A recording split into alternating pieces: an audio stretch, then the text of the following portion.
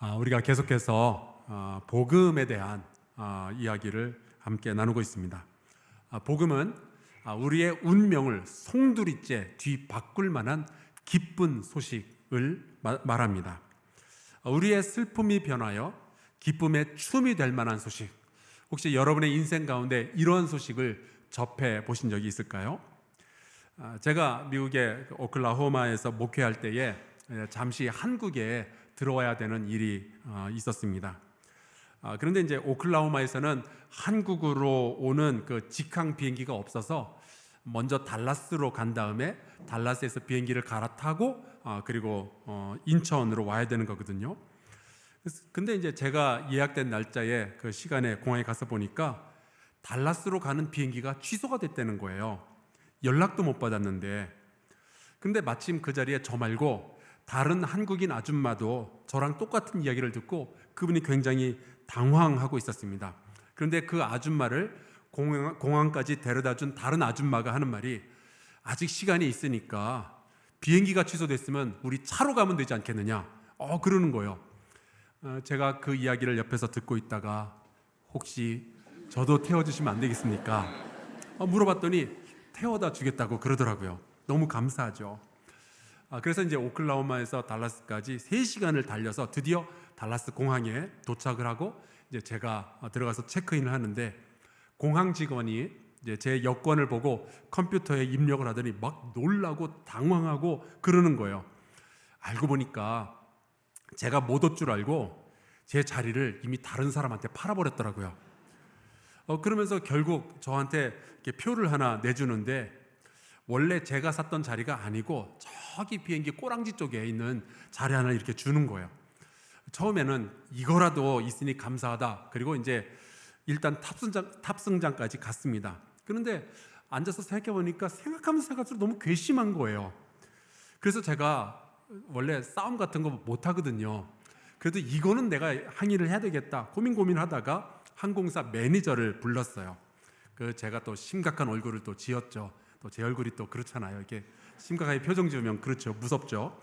그래서 제가 목소리도 낮춰서 어떻게 나에게 이러실 수가 있습니까? 그러면서 제 이야기를 쭉 했어요. 그랬더니 이분이 잠깐만 좀 기다리시라고 그러더라고요. 그리고 어디를 들어갔더니 나와서 방송에다 대고 황성수님 좀 데스크로 오시라고 그러는 거예요.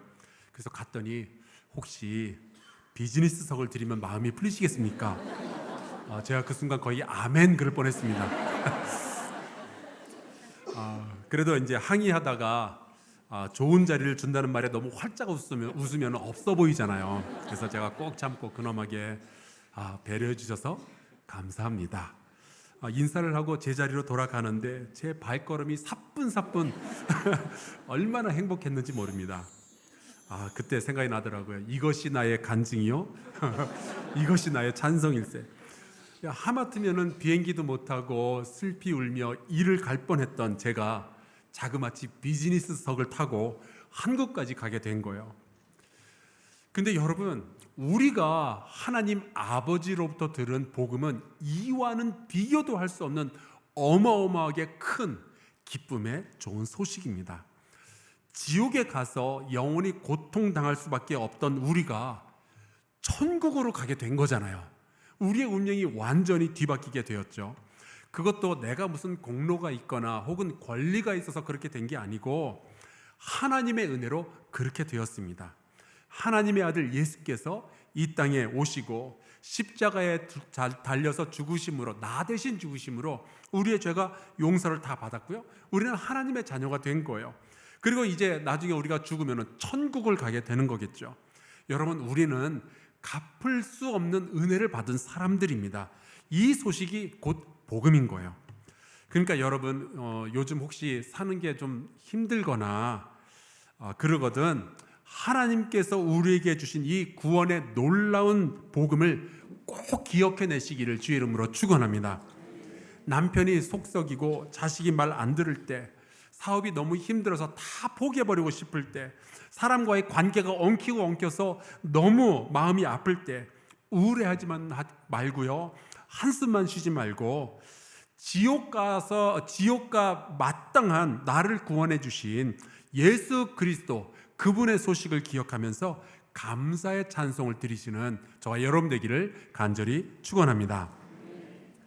사도 바울은 바로 이 복음을 사람들한테 설명해 주려고 로마서를 기록한 거예요.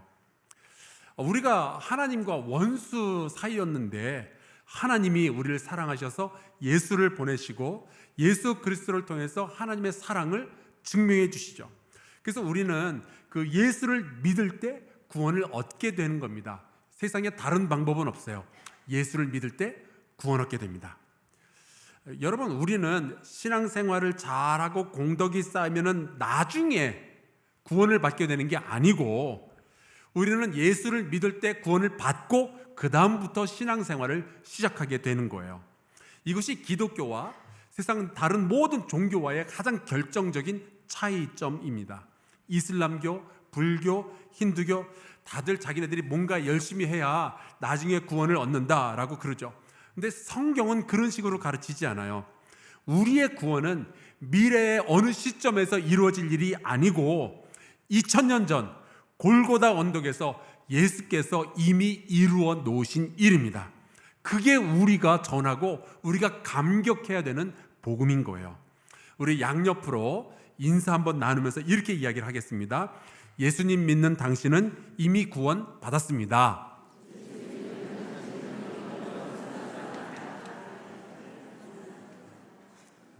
여러분 다 이미 구원 받으신 분이에요. 그러니까 교회까지 오셔서 이렇게 함께 예배를 드리는 거죠. 문제는 그래서 지금부터 어쩔 거냐 하는 거예요. 우리는 예수 믿고 은혜로 구원을 받았어요. 그리고 나중에 어느 때가 되면은 저 천국에 가서요 하나님과 함께 영원히 살게 될 거예요. 그런데 아직 죽어서 천국 가기까지는 시간이 남았잖아요. 조금 전에 인사 나눈 그 옆분이 앞으로 얼마나 더 살 것 같아요? 장담은 못하지만 올해는 넘길 것 같죠? 그리고 앞으로도 꽤 사실 것 같지 않으십니까? 자, 그러면은 우리한테 남겨진 이 긴 시간을 도대체 뭘 하고 어떻게 살 거냐 하는 거죠. 저는 이제 목사의 아들로 태어났습니다. 그래서 평생 동안 예수님을 믿고 교회 다니면서 신앙생활하면서 살아왔어요. 그리고 제 생각에는 앞으로도 꽤 오래 살 것 같습니다. 여러분도 그렇게 생각하시나요? 네, 고맙습니다. 그런데 생각해 보면은 지금까지 예수 믿는 것이 참 행복하고 좋았지만 그렇다고 이게 쉽지만은 않았던 것 같아요. 예수님을 믿는 것 때문에 제가 맞은 적도 있고요. 손해도 참 많이 봤습니다. 예수님 때문에 막 성질이 돋는데도 참아야 되는 경우들도 많이 있었고, 나한테 되게 큰 실수나 혹은 잘못을 범했지만 용서해야 되는 일이 상당수 있었어요. 그리고 생각해 보면은 앞으로도 예수 믿으면서 산다는 게 쉽지만은 않을 거다라는 예상이 됩니다. 특히 요즘처럼 세속화의 물결이 굉장히 강하고 죄악이 왕성하게 사람들을 쥐고 흔드는 이러한 세상에서는 예수 믿는 것이 쉽지 않을 것 같아요. 저희도 그렇지만 우리의 다음 세대는 어떻겠어요? 점점 더 예수 믿는 게 힘들어지는 세대가 찾아오게 될 것 같습니다.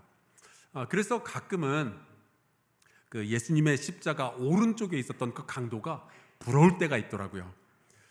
그 사람은 처음으로 예수 만나고 믿고 구원받은 그날 낙원으로 갔잖아요. 가성비 해도 이런 가성비가 없는 것 같아요. 아니, 그분이 예수 믿고 예배를 한번 제대로 드렸겠어요? 11조를 한번 해봤겠어요? 봉사를 해봤겠어요? 그냥 예수 믿은 그날 천국으로 갔잖아요. 그 강도가 여러분처럼 무슨 성경 공부를 해봤겠어요? 아니면 선교여행을 다녀왔겠어요? 믿자마자 천국 가는 거 가성비로는 최고입니다. 제가 그런 말 하는 분을 만난 적이 있어요. 자기는 이 세상에서 자기 멋대로 살다가 돈 버는 거 다 자기만을 위해서 쓰다가 맛있는 거 많이 먹고 죄도 그냥 이죄 저죄 그냥 지을 수 있는 거 다 짓다가 죽기 일보 직전에 예수 믿고 천국 가면 딱 좋겠대요. 그 이야기를 듣는데 얼마나 한심해 보이는지. 그분이 저보다 나이가 한 살이라도 어렸으면 제가 꿀밤을 때려주는데 한편으로는 은근히 공감도 되는 거예요. 그거 괜찮겠다. 구원받은 후에 죄를 안 짓고 천국 가는 게 얼마나 좋겠느냐, 이 생각이 언뜻 들더라고요.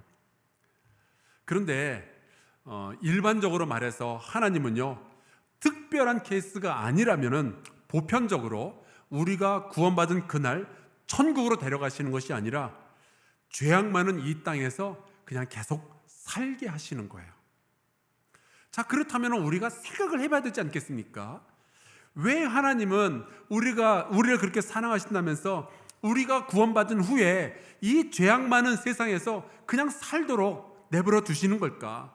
내가 아직 죽을 날이 많이 남았는데 이렇게 일찌감치 예수 믿고 구원받고 이 땅에서 계속 살게 하셨을까? 하나님은 도대체 내가 이 땅에서 살면서 뭘 하기를 원하시는 걸까? 여러분, 우리 물어봐야 되지 않습니까? 구원받고 끝날 일이 아니라 구원받았는데 왜 나는 안 죽고 있는지 물어봐야 되지 않겠어요? 사실 우리 인간들은요, 이 죄악의 세상에서 살다 보면은 유혹도 많이 받고 넘어질 때도 많이 있잖아요. 그러다 보면 언뜻 죄도 짓고 그러겠죠. 예수님은 제자들이 예수님을 배신하고 도망칠 거 다 알고 계셨어요. 베드로가 3번 예수님 모른다고 부인할 것도 알고 계셨습니다. 또 이 제자들은 마음의 원이로 돼 육신이 약해서 기도도 잘 못하고 그런 거 다 알고 계셨어요. 그렇다고 해서 이 제자들이 예수님을 믿은 다음에 다른 죄 짓기 전에, 실수하기 전에, 넘어지기 전에 싹 다 죽어서 천국 가게 하옵소서, 천국 가게 해 주옵소서, 예수님은 그런 기도 하신 적이 없어요.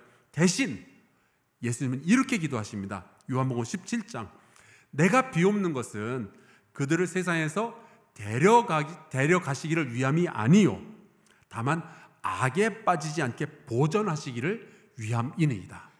데려가시는 것이 아니라 보존해 주옵소서라고 예수님이 기도하시죠. 저는 이 기도에서 주님의 의도를 깨달았어요. 뭐냐면 주님은 우리가 예수 믿고 구원받고 천국 가는 거 원하셔요. 그런데 그거보다 더 중요한 사실은 주님은 우리가 이 땅에서 하나님과 함께 성장하고 거룩해지는, 그래서 세상의 빛과 소금이 되는 그것을 더 원하고 계신다는 사실이에요. 이것을 우리는 성화라고 부릅니다. 점점 거룩해지는 것. 예수님을 믿기로 작정한 그날 우리는 칭의를 얻게 되죠. 하나님이 우리 보고 의롭다라고 말씀해 주시는 거예요. 그런데 그 이후로부터 죽을 때까지 우리는 성화라는 과정을 살아가도록 되어 있어요.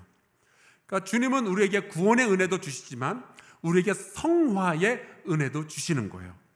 사도 바울이 바로 그걸 깨달은 겁니다. 왜 하나님은 내가 그 다메섹 도상에서 예수님을 만난 그날 나를 천국으로 그냥 데려가시는 것이 아니라 이 땅에 그냥 살게 하셨을까?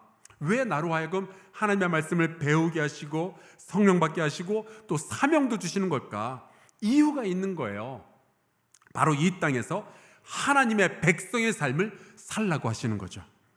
더 거룩하고 더 온전한 삶을 살아라. 하나님이 그걸 원하시는 거예요. 오늘 우리가 읽은 이 로마서 6장의 말씀이 바로 그 이야기를 하고 있습니다.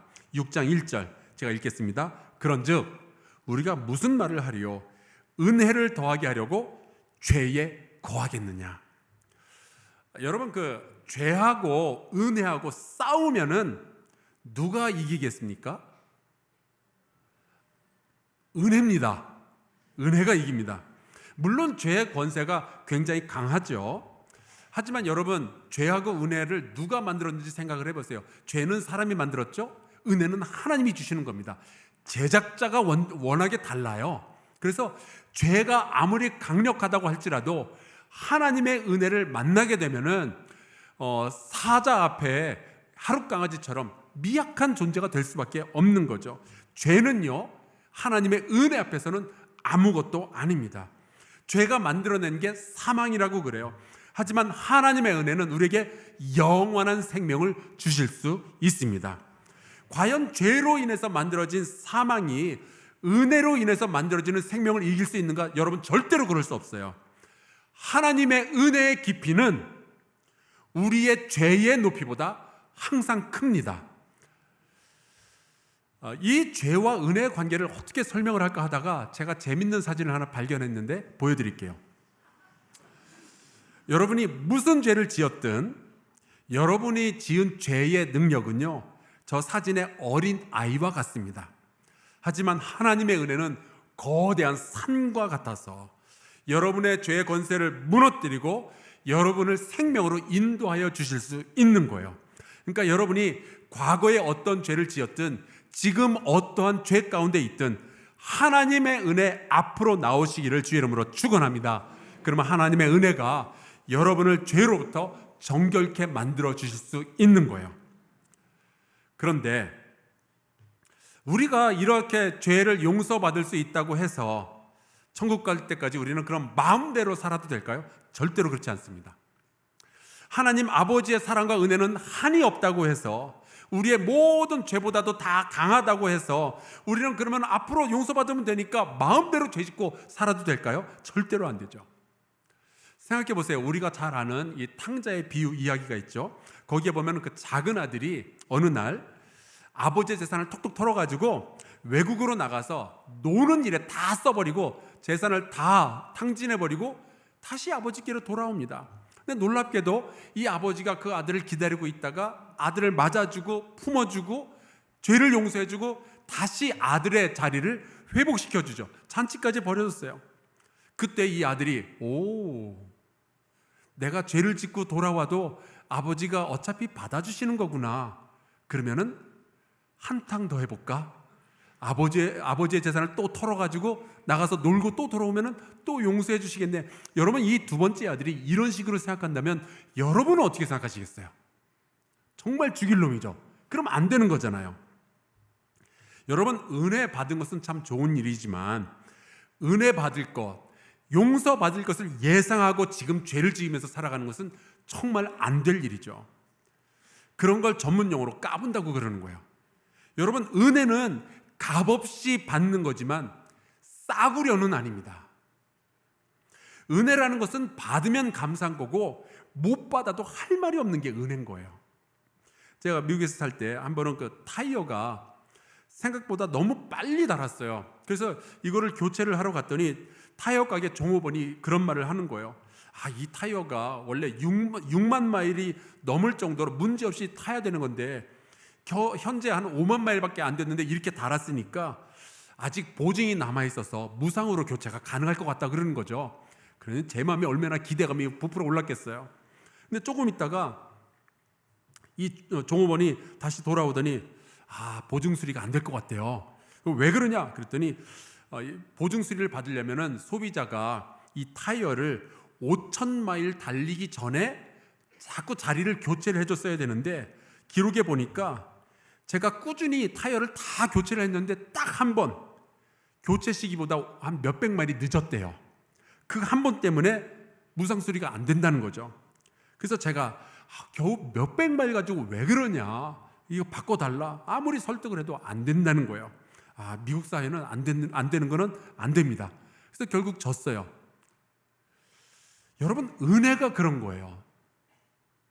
하나님께서 우리의 죄를 용서해 주시면 참 감사한 건데 용서를 안 해주셔도 우리는 할 말이 없는 거예요. 그래서 그게 은혜인 거죠. 근데 용서해 주겠지, 용서해 주시겠지, 그걸 믿고 멋대로 살면 절대로 안 되는 거죠. 우리 여자 성도 여러분, 대답은 하지 마시고 생각만 한번 해보세요. 남편이 아내의 사랑과 헌신에 익숙해져서 밥하고 빨래 해주는 것을 당연시 생각할 때 여러분 꼴보기 싫지 않으세요? 여러분, 기독교인이 가장 꼴보기 싫을 때가 언제인 줄 아십니까? 하나님의 용서에 익숙해졌을 때. 용서를 구할 때 하나님 죄송해요 하고 용서를 받으면 감사하는 것이 아니라 당연히 아버지는 나를 용서해 주시는 거 아니야? 이런저런 이유로 죄를 지으면서도 별로 하나님 무서워하지도 않고 오히려 뻔뻔하게 괜찮아, 나중에 회개하고 용서받으면 되지, 죽기 전에 용서받으면 되지. 여러분, 이거는 하나님의 은혜를 굉장히 악용하는 겁니다. 우리는 얼마나 죄인인지 하나님의 은혜를 이런 식으로 사용할 수도 있는 사람들인 거예요. 그래서 사도 바울은 로마 교회의 성도들에게 바로 이 말을 해주고 싶은 겁니다. 죄의 용서, 하나님의 은혜, 이건 너무나도 감사하고 너무나도 큰 기쁨이지만 이거를 늘 나에게 주실 거다 생각을 해서 마음대로 살면 안 된다는 겁니다. 이제는 죄를 짓지 않기 위해서 너희가 최선을 다하면서 살아야 되지 않겠느냐, 더 거룩하고 정결한 삶을 살아야 되지 않겠느냐, 이 이야기를 하는 거죠. 그래서 은혜로 구원을 받았는데 또 죄를 지으려고 하는 그런 사람들에게 바울이 이렇게 이야기를 합니다. 그럴 수 없느니라. 죄에 대하여 죽은 우리가 어찌 그 가운데 더 살겠느냐. 혹시 여러분에게 요즘 죄 유혹이 찾아온다면은, 마귀가 여러분의 마음속에 우리 죄 짓자라고 속삭인다면 여러분 이렇게 말씀하셔야 됩니다. 그럴 수 없느니라. 누가 이번 주일은 예배당에 가지 말고 그냥 나랑 놀자 그러면은 여러분 이렇게 말씀하셔야 돼요. 그럴 수 없느니라. 누군가 우리 오늘 담임 목사님 험담을 한번 해볼까? 그러면 우리 한번 그래볼까? 그러지면 안 되고 그럴 수 없느니라 대답을 하셔야 되는 거죠. 음란한 마음이 우리 가운데 솟아오를 때, 분노가 치밀어 오를 때, 교만해지고 싶을 때, 탐욕스러워질 때, 기도에 게을러지려고 할 때, 거짓말하고 싶을 때, 그럴 수 없느니라 스스로에게 그리고 모든 이들에게 말씀하시기를 주의 이름으로 축원합니다. 이번 그 추석 연휴 때 친척들이 만나면은 뭐 기분 좋을 수도 있지만 때로는 서로 부딪힐 수도 있죠. 어쩌면은 죄의 유혹이 이번 추석 연휴 기간에 다가올 수도 있어요. 그럴 때 여러분, 그럴 수 없느니라 당당하게 죄를 물리치시는 은혜가 있기를 바랍니다. 근데 이 말이 좀 걸려요. 죄에 대하여 죽은 우리는 죄 앞에서 죽은 존재라는 거예요. 이게 무슨 뜻일까? 여기에 대해서 이제 바울이 이런 부연 설명을 했습니다. 3절입니다. 무릇 그리스도 예수와 합하여 세례를 받은 우리는 그의 죽으심과 합하여 세례를 받은 줄을 알지 못하느냐. 우리가 알아야 되는 게 있는데 우리는 예수님과 합해서 죽은 사람이라는 거예요. 세례 받을 때 우리는 죽었다. 여러분 가끔 보면요, 모르면은 망하는 경우들이 있어요. 제가 거의 한 10년 전 일인데 영국의 캠브리지 대학에 좀 볼 일이 있어서 거기 갔다가 이제 돌아오는데 공항에를 제가 너무 일찍 간 거예요. 그래서 공항 내부에 앉아가지고 한참을 기다리면서 너무너무 지루한 시간을 보냈습니다. 몇 시간을 보냈던 것 같아요. 그러다가 드디어 이제 비행기 시간이 됐는데 방송에서 이런 말이 들려오는 거예요. 모닝캄 회원은 앞으로 가셔서 먼저 타시라고. 그때 제가 이런 생각을 했어요. 아이고, 누구는 모닝캄 회원이라서 좋겠다. 비행기도 먼저 타고. 그러고 보니까 모닝캄 회원은 그냥 공항 대합실에서 불편하게 그렇게 있는 것이 아니라 모닝캄 회원을 위한 특별한 방에 들어가서 맛있는 음식도 먹고 낮잠도 자고 그럴 수가 있는 거더라고요. 제가 이제 한참을 기다려서 드디어 이제 비행기에 탔습니다. 그래서 자리에 앉는 순간 깨달은 게 있는데 제가 모닝캄 회원이었더라고요. 그러니까 저는 라운지에 가서 맛있는 것도 먹고 편안하게 쉴 수 있었는데 그런 자격 다 가지고 있었는데 몰랐던 거예요. 얼마나 억울했는지 모릅니다. 근데 여러분, 예수와 합하여 세례를 받았다, 우리가 예수와 함께 죽었다, 이 말은요, 우리가 예수와 공동 운명체가 되었다라는 뜻이에요. 우리는 예수 안에 속해서 이제는 세상에 속한 사람이 아니라 예수에게 속한 사람으로 이제 살아갈 수 있게 된 거예요. 우리는 그런 자격이 있는 거예요. 이게 우리의 노력의 결과가 아니라 하나님의 은혜의 결과입니다. 그래서 세례를 기독교 역사 중에서 가장 잘 표현한 말이 이겁니다. 보이지 아니하는 은혜의 보이는 상징. 여러분, 세례는요, 내가 가진 믿음의 상징이 아니고 우리에게 부어지는 하나님의 은혜의 상징입니다. 그래서 우리가 아직 신앙 고백도 제대로 못하는 어린 아이에게도 세례를 베풀 수가 있는 거예요. 왜냐하면 하나님의 은혜가 이런 아이에게도 임할 수 있으니까. 세례를 통해서 그리스도에게 속한다, 이 이야기는요, 우리가 주님과 같이 죽고 주님과 같이 살고 주님과 같이 부활하고 주님과 같이 아버지의 영광 가운데 거하게 된다는 것을 이야기하는 거죠. 자, 그렇다면 이게 우리에게 어떤 효력을 주고 어떤 자격을 주는가? 사도 바울이 이런 이야기를 해요. 4절과 5절입니다. 그러므로 우리가 그의 죽으심과 합하여 세례를 받음으로 그와 함께 장사되었나니 이는 아버지의 영광으로 말미암아 그리스도를 죽은 자 가운데서 살리심과 같이, 여기가 중요합니다, 우리로 또한 새 생명 가운데서 거하게 하려 함이라. 만일 우리가 그의 죽으심과 같은 모양으로 연합한 자가 되었으면 또한 그의 부활과 같은 모양으로 연합한 자도 되리라. 여러분, 이제 우리는 새 생명 가운데서 행할 수 있는 자격을 가지게 된 거예요. 우리는 이제 더 이상은 죄에 휘둘리면서 사는 것이 아니라 당당하게 새 생명 가운데서 행할 자격이 있는 거죠. 세상의 다른 사람들은 죄에 취해서, 죄에 중독되어서, 죄에 의존해서 하루하루를 살지만 우리는 원하기만 한다면 언제든지 죄를 이길 권세가 우리에게 있는 겁니다. 하나님의 은혜는 우리를 구원할 때, 우리가 죄를 용서받을 때 그때만 작동하는 것이 아니라 우리가 이 땅에서 살아가는 내내 우리를 돕고 인도하고 우리에게 힘을 주시는 거죠.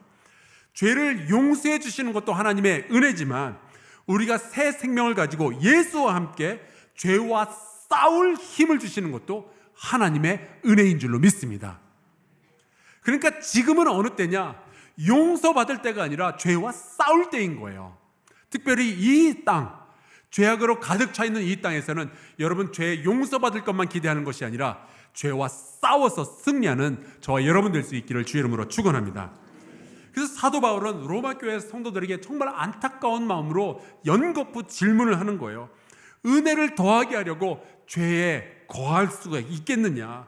우리가 어찌 죄 가운데서 더 살 수 있겠느냐? 우리가 예수님과 함께 죄에 대해서 죽은 것을 알지 못하느냐?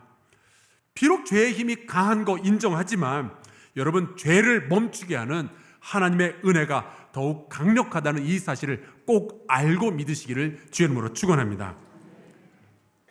그리스도에게로 세례받은 우리는요, 죄에 대해서는 시체와도 같고 대신 하나님의 선한 일에 대해서는 생명력을 가지고 움직이는 운동선수와 같아진 거예요.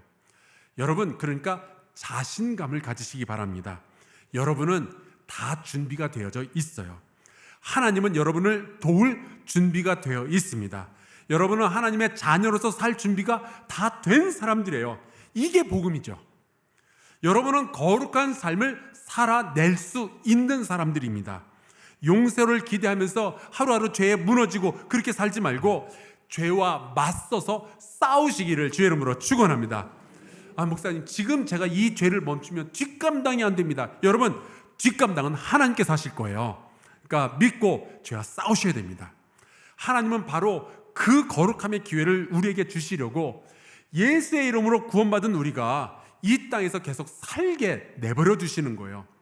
하나님의 은혜는 우리를 구원하실 때만 우리에게 주시는 것이 아니라 우리가 이 세상에서 살아가는 동안에, 특별히 이 죄악의 세상에서 죄와 싸울 때, 우리가 거룩한 삶을 살려는 열망을 가지고 있을 때 우리에게 하나님의 은혜는 계속해서 부어지는 거죠.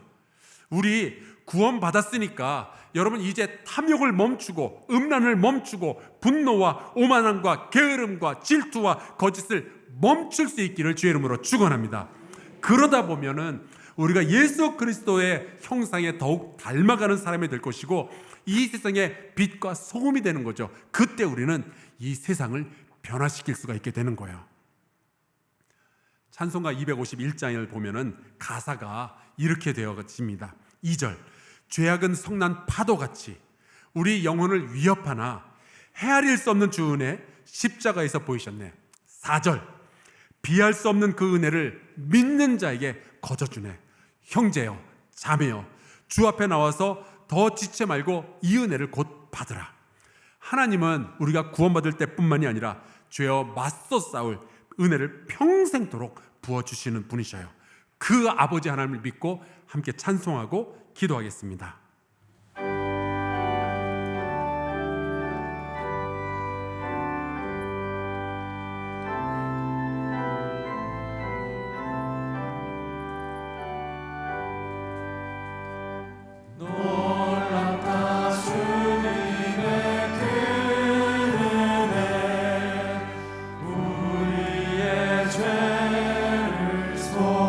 속하시려 갈보리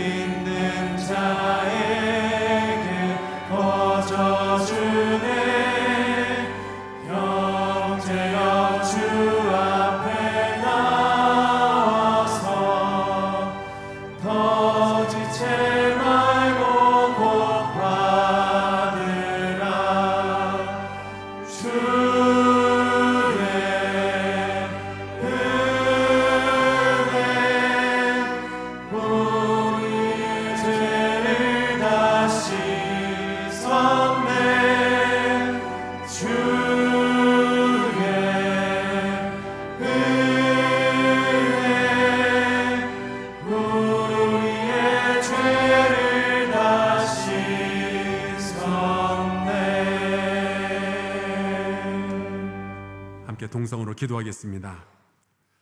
구원받은 사실에서 만족하는 것이 아니라 우리가 더 거룩한 삶을 살고 싶은 열망이 있다면 우리 하나님의 은혜를 구합시다. 우리가 죄에 대하여는 죽고 예수 그리스도의 새 생명 가운데서 거룩한 삶을 살게 하여 주옵소서. 이 땅에서 사는 동안 예수 그리스도의 장성한 분량에 이르도록 성장시켜 주시옵소서. 죄의 용서만 구하는 것이 아니라 죄와 싸울 힘을 허락하여 주시옵소서. 동성으로 기도하겠습니다. 아버지 하나님, 주께서 우리를 도우시기를 간절히 바라고 원합니다. 세상은 우리에게 죄를 권합니다. 그때 우리가 하나님의 은혜를 받은 사람답게 그럴 수 없느니라 내가 죄와 싸워서 승리할 수 있도록 하나님 우리에게 은혜를 베풀어 주시옵소서. 하나님 우리에게 죄와 싸울 만한 모든 능력을 허락하여 주셨는데, 마음도 허락하여 주셨는데, 능력도 허락하여 주셨는데, 아버지 우리가 죄와 싸워 더 거룩한 사람, 더 예수 그리스도를 닮은 사람이 될 수 있도록 아버지께서 역사하여 주시옵소서. 하나님 특별히 예수 믿기 힘든 세상이 되어가고 있습니다. 그리할수록 우리는 더 빛과 소명의 거를 감당할 수 있도록 아버지께서 역사하여 주시옵소서. 주 계신 아버지께서 우리를 붙들어 주시기를 간절히 소망합니다. 주의 은혜 가운데 구할 수 있도록 도와주시옵소서.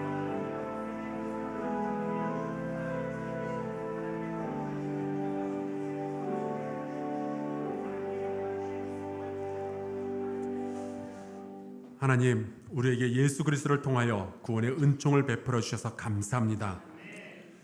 이제 우리가 예수 그리스도의 새 생명 가운데서 힘있게 살게 하여 주옵소서.